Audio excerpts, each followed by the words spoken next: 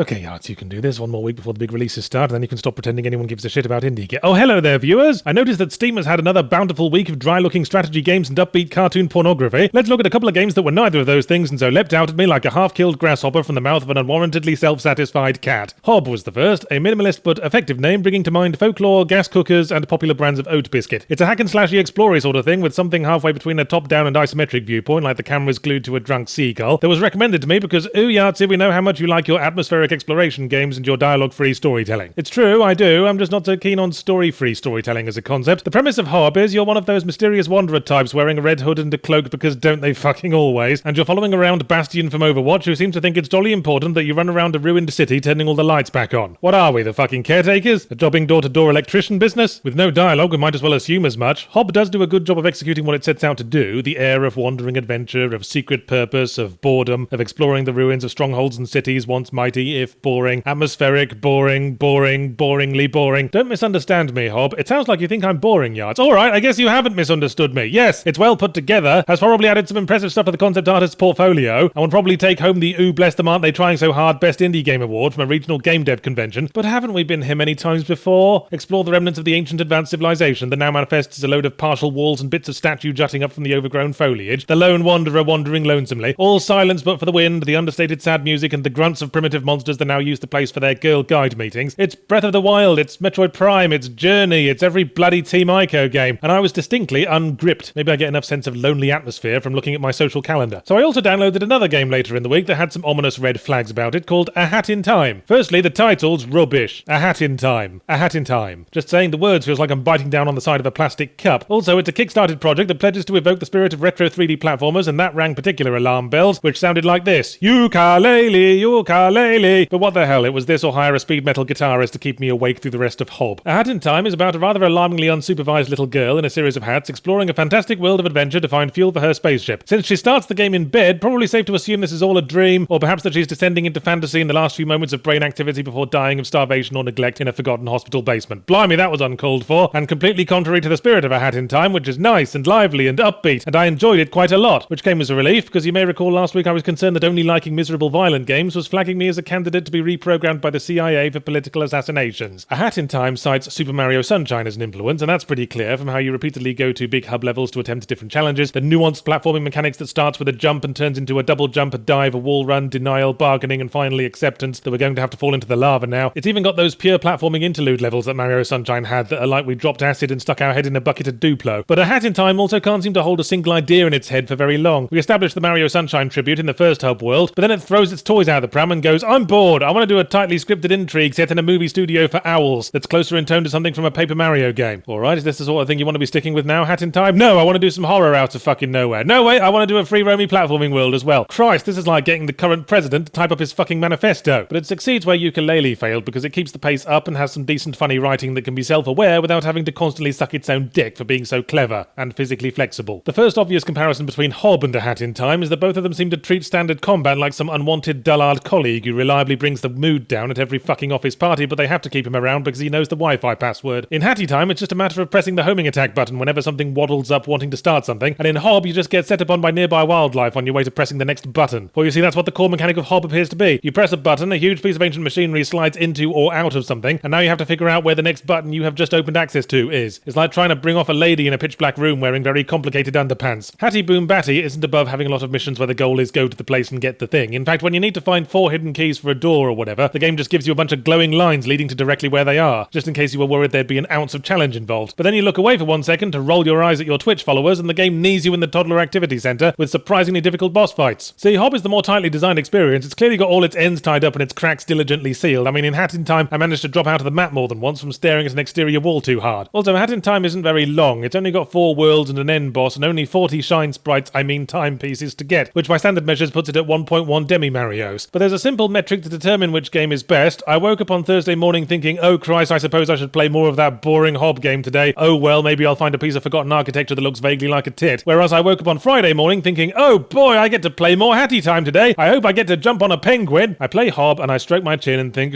yes, very atmospheric. What an artful tacit lesson on the excesses of civilization. And then I play Hatty Time and conversely feel like I'm having fun. Fun? Fun. Oh yes, I remember that. Isn't that the thing we're not supposed to have anymore? That's supposed to disappear on our 25th birthday to be replaced by I have very serious concerns about fiscal stability.